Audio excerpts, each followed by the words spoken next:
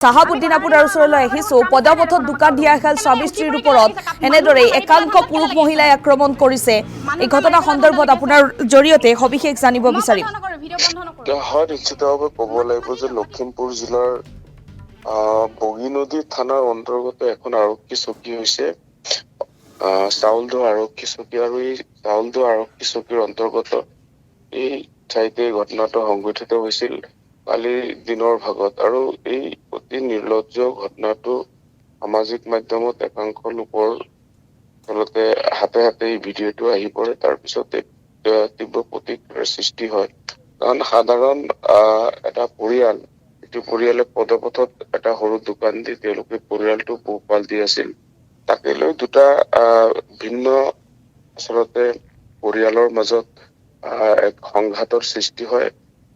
যি ঠাইত আচলতে পৰিয়ালটোৱে এটা সৰু ক্ষুদ্ৰ দোকান বা ব্যৱসায় কৰি পৰিয়াল পোহপাল দি আছিল সেই দোকানখনৰ যিটো ভূমি এই ভূমি লৈ তেওঁলোকৰ মাজত সংঘাতৰ সৃষ্টি হয় এইখিনিলৈকে আচলতে ঘটনাটো এক প্ৰকাৰ ঠিকেই আছিল যদিও এক মুহূৰ্তত গৈ দেখা গ'ল যে দুইটা পৰিয়ালৰ পুৰুষ মহিলা উভয় পক্ষই তেওঁলোকে শাৰীৰিকভাৱে আক্ৰমণৰ পৰিৱেশৰ সূচনা তেওঁলোকে কৰে তাৰপিছতে দেখা গ'ল যে যিহেতু 15 নং ৰাষ্ট্ৰীয় ঘাইপথৰ কাষতে যেতিয়া দোকানখন তেওঁলোকে দি আছিল আৰু সেই ঠাইত দেখা গৈছিল যিগৰাকী মহিলা আচলতে উলংগ অৱস্থাত তাত তেওঁ নিজক ৰক্ষা কৰিবৰ কাৰণে আত্মপক্ষ ৰক্ষা কৰিবৰ কাৰণে তেওঁ সেই কাজিয়াত তেওঁ লিপ্ত হৈছিল গতিকে দেখা গ'ল যে এটা সৰু দোকানক কেন্দ্ৰ কৰি আৰু এই দোকানৰ ভূমিক কেন্দ্ৰ কৰি যি সংঘাতৰ সৃষ্টি হৈছিল এই সংঘাতৰ পিছতে দেখা গৈছিল যে আন একাংশ মহিলা আৰু পুৰুষে স্বামী স্ত্ৰীক আচলতে যি ধৰণে আক্ৰমণৰ লক্ষ্য কৰি লৈছিল তাৰপিছতে ৰাজপথত অৰ্ধলংঘ কৰি পেলাই থোৱা দৃশ্যই পথচাৰীয়ে আচলতে তেওঁলোকৰ কেমেৰাত বন্দী কৰি সেই ভিডিঅ' বিভিন্ন জনৰ হাতলৈ আহিছিল তাৰপিছতে দেখা গৈছিল যে চাউলদহ আৰক্ষীয়ে ঘটনাটো গুৰুত্ব সহকাৰে লৈ ইয়াৰ ওপৰত অনুসন্ধান আৰু তদন্ত আৰম্ভ কৰিছিল গতিকে যি সময়ত মুখ্যমন্ত্ৰী ডক্টৰ হিমন্ত বিশ্ব শৰ্মাই খিলঞ্জীয়াক আচলতে যি ক্ষুদ্ৰ ব্যৱসায় পদপথৰ দোকানসমূহ জড়িত কৰি বা লখিমপুৰ জিলাতো ইতিমধ্যে বিধায়ক মানৱ ডেকাই এক জৰীপ আৰম্ভ কৰিছে যে চহৰখনতে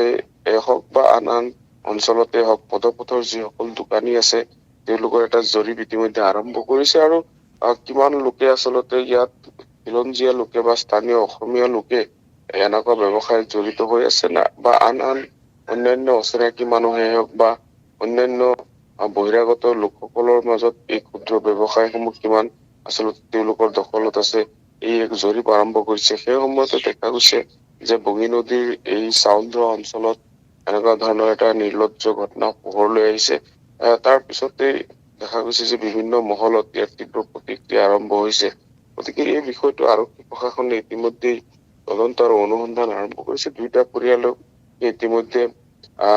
এই ঘটনা সংক্ৰান্তত সোধা পোছা অব্যাহত ৰাখিছে পৰৱৰ্তী সময়ত আৰক্ষীয়ে ইয়াৰ ওপৰত কি বিহিত ব্যৱস্থা গ্ৰহণ কৰে সেয়া লক্ষণীয় হব কিন্তু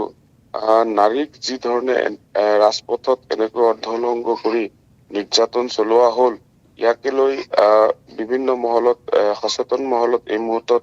দাবী উত্থাপন হৈছে যে ঘটনাৰ লগত যিয়ে জড়িত নাথাকক কিয় এক নিৰপেক্ষ তদন্তৰ জৰিয়তে ইয়াৰ ওপৰত এক বিহিত ব্যৱস্থা গ্ৰহণ কৰক আৰক্ষীয়ে অন্যথা এনেকুৱা ধৰণৰ ঘটনা দিনক দিনে বৃদ্ধি পাবলৈ ধৰিব হয় চাহাবুদ্দিন আহমেদ আপুনি সবিশেষ তথ্য জনালে এই মুহূৰ্তত আপোনাক ধন্যবাদ জনাইছো